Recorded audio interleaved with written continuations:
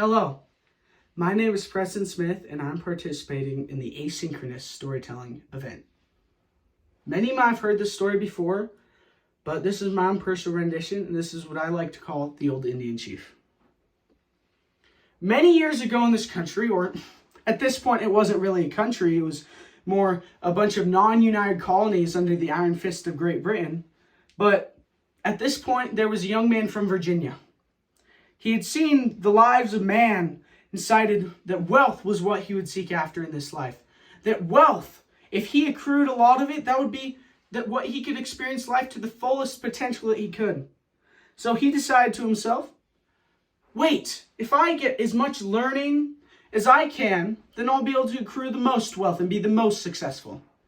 So he went to much universities and colleges across the world. He studied in Great Britain. He studied in Virginia, Philadelphia, all across the continental colonies. But one thing that he noticed was the greed of man. What drove them? It was wealth, the greed for wealth. And what was starting to drive him in his heart was wealth. He decided, how can I trust mankind? They're all selfish. They're all driving for wealth. That's their entire purpose. And he decided that he wanted to be away from man, as far away as he could, and be in the wilderness as a nomad. So he went into this old Indian chief, and he petitioned him to help teach him how to live in the wilderness on his own, because this Indian chief was a good chief.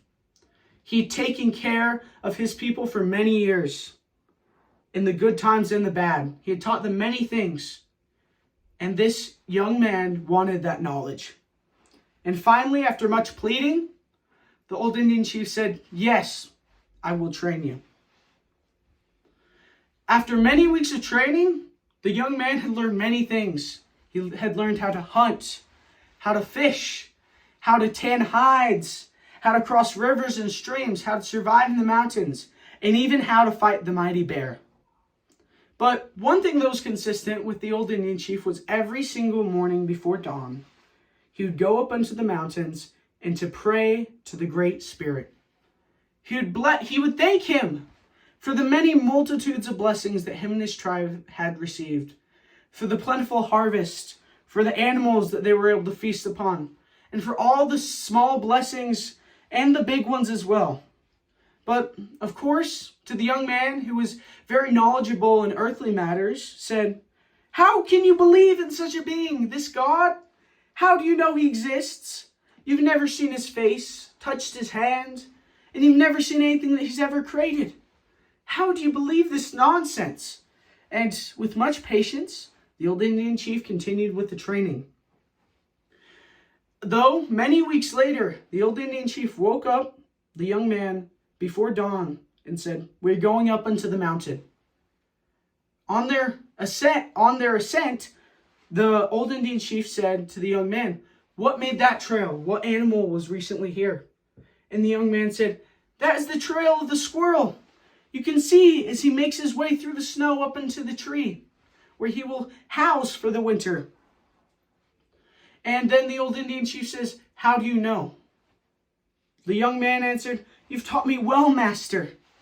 And they continue up on their ascent. And then he comes and sees a tree, and the old Indian chief said, what made those marks in the tree? And the young man replies with, those are the marks of the woodpecker, looking for bugs that are hiding within the bark. And the old Indian chief asks again, how do you know? You've taught me well, master. And then they continue up, and the old Indian chief said, what made those trails?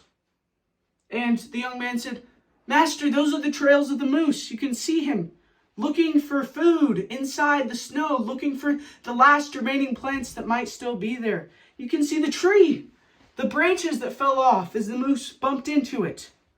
And the old Indian chief again said, how do you know? The young man replied with, you've taught me well, master. And towards close to the top, the old Indian chief said, what made those marks? What made those trails? And the young man said again, that is the trail of the bear. You can see the claw marks that he's made on the tree. You can see his last meal, the deer. And the old Indian chief asks again, "How do you know?" The young man replies, "You've taught me well, master." And then they come to the top of the mountain, and the old Indian chief finds a nice flat rock. He wipes the snow off of it and sits down. He points to this valley that has not yet received the snow. He points to the mountains, the hills, the forests, the lakes, the rivers, the streams, the deer, and everything within the valley. And he says, that valley, everything within it and within this world, those are the trails, paths, and marks of the Great Spirit. That is how I know that he exists. Thank you.